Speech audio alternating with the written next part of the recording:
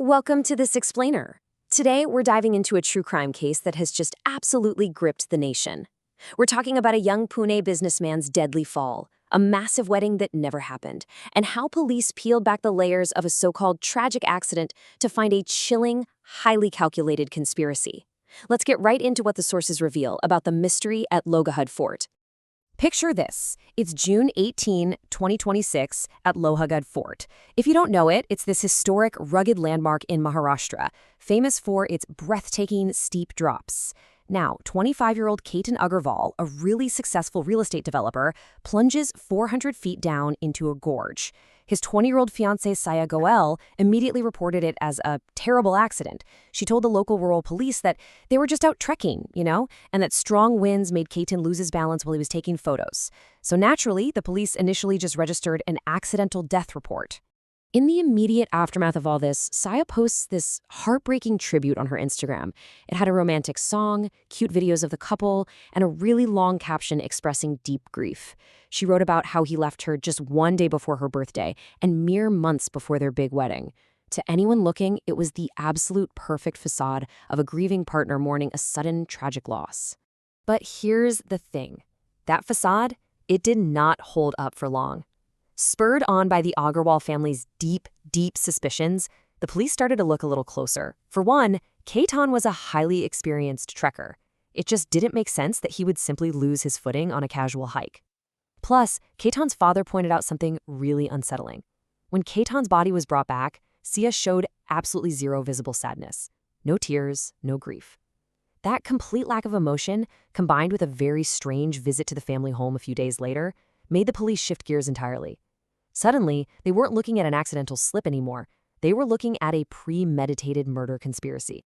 So, who exactly was involved here and why? Well, let's look at the backdrop. The families were in the middle of planning this massive 14 crore rupee destination wedding at a palace in Udaipur. We're talking chartered flights, the whole shebang. But Sia, engaged to 25-year-old Ketan, was allegedly hiding a huge secret. She was in a relationship with 22-year-old Chetan Chowdhury, a local shop owner she'd met the previous Diwali. According to the sources, Sia did not want to marry Ketan, but rather than just calling off the wedding or eloping, which they supposedly thought would bring unbearable disgrace and humiliation to their families, Sia and Chetan allegedly hatched a plan to just eliminate Ketan altogether. And guys, this was definitely not a spur-of-the-moment thing. Investigators uncovered a meticulous, multi-step plan. Think of it like a really dark puzzle. Piece 1 was sabotaging a pre-wedding trip. Piece 2 was scouting the fort location on May 31st. Piece 3, a completely failed attempt on Ketan's life on June 14th, where Sia allegedly tried to fake a snake sighting to cause a panic and push him. When Ketan didn't react the way she wanted, well, she needed a totally new reason to get him back up to that fort. And that reason became a supposed early birthday picnic on June 18th. Let's rewind for a second to look at that very first step, sabotaging the Bali trip. On June 6, Ketan and Sia were supposed to fly to Bali for a pre-wedding photo shoot. But right there at the Mumbai airport, Ketan's passport was mysteriously missing, which forced them to completely cancel the trip. Well, according to the police, Sia had actually stolen the passport straight from his bag and tossed it at a food mall in Kolhapur while they were driving. Why would she do that? Because a trip abroad would have completely ruined their carefully laid plan to stage an accident at a familiar, rugged spot back home in India. Now, as investigators started digging into the couple's digital footprint, they hit this staggering number, 2004. Between January and the day of the murder, Sakaya and Chetan exchanged 2,004 phone calls. That adds up to 238 hours of conversation in just 6 months. This massive digital trail completely obliterated the illusion of Sakaya's devotion to Ketan. It provided the concrete link the police needed to establish this deep, hidden relationship between the two accused. Moving into part 1, the timeline of June 18th, and executing the final plan. The really crucial takeaway here is just how carefully they tried to avoid detection on the day of the murder. Right at 7 a.m., Chetan switched off his internet connection. He then purposefully left his primary phone at his shop so his employees would answer it if it rang. Boom. Instant false alibi.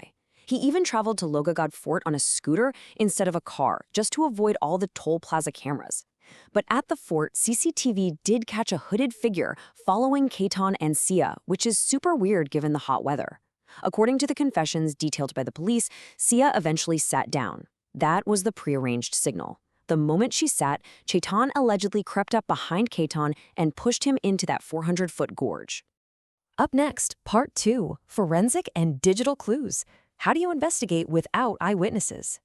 Because there were literally no direct eyewitnesses to the actual push, investigators have had to lean into some seriously advanced techniques, like gait analysis.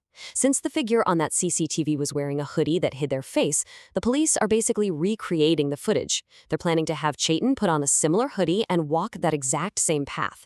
By comparing his stride length, his posture, and how his limbs move in the recreation against the original video, they're hoping to scientifically prove that the hooded man was, without a doubt, Ketan Chaudhary. Let me tell you, building a purely circumstantial case is a massive, massive challenge. Right now, police are pulling deleted messages and internet search histories, literally looking for searches on how to kill a person. They've even taken the accused back to the fort to reconstruct the crime with a human-sized dummy. On top of that, they are pushing hard for a polygraph test for Saya Goyal to get some undisclosed information out of her, even though lie detector results aren't direct evidence in court. The police are being incredibly meticulous here. They've explicitly stated they are trying to avoid any of the legal or technical errors that have allowed murder suspects in other high-profile cases to get bail. They know for a fact that the court runs on hard evidence, not media trials. Which brings us to Part 3, the conflicting confessions and shifting the blame. So while both have actually admitted to being there and being involved, they are now doing exactly what you'd expect in police custody, pointing fingers at each other. It's a classic defense strategy. Sia is claiming that Ketan devised the whole entire plan and that she even broke down crying after their first failed attempt. Ketan, on the flip side, insists he only ever wanted to elope and that the brutal idea to actually murder Ketan came 100% from Sia. But honestly, despite this shifting blame, the police firmly believe that digital evidence and timelines prove both of them played highly active, totally premeditated roles. And finally, Part 4, legal drama and online debate. What is the fallout beyond the investigation? First off, there is this totally bizarre legal side drama happening. An advocate named Ashutosh Shrivastava actually sent a massive 10 crore rupee defamation notice to Saya's brother Sahil Goyal. And why? Because Sahil publicly told the media that his family had never hired Shrivastava to represent Saya, saying they actually went with a completely different lawyer. Shrivastava is claiming that this public denial fraudulently damaged his professional reputation, and he says he has a signed authorization from Saya herself to prove it. And then, of course, there is the explosive reaction online. As our sources report, social media platforms like Instagram have practically turned into battlegrounds over this. The case is being weaponized by some to fuel debates about feminism, with people asking if the public outrage would be different if the genders were reversed. Some are calling out perceived selective outrage, while others are pushing right back, arguing that true equality just means equal accountability under the law. They make the point that you really can't use a single criminal case to judge an entire broad social movement. Ultimately, a lot of users are rightfully reminding everyone that guilt is something for the courts to decide based on evidence, not for the internet to judge based on ideology. All of this brings us to a final thought.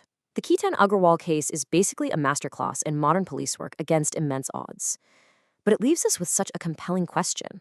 When a crime happens with absolutely no direct eyewitnesses, can digital footprints, recovered texts, and forensic recreations like gait analysis truly be enough to uncover the undeniable truth in a court of law? It is a high-stakes question, and the answer is going to determine the outcome of this incredibly gripping trial. Thanks for joining me for this explainer, and remember to always keep questioning what you see.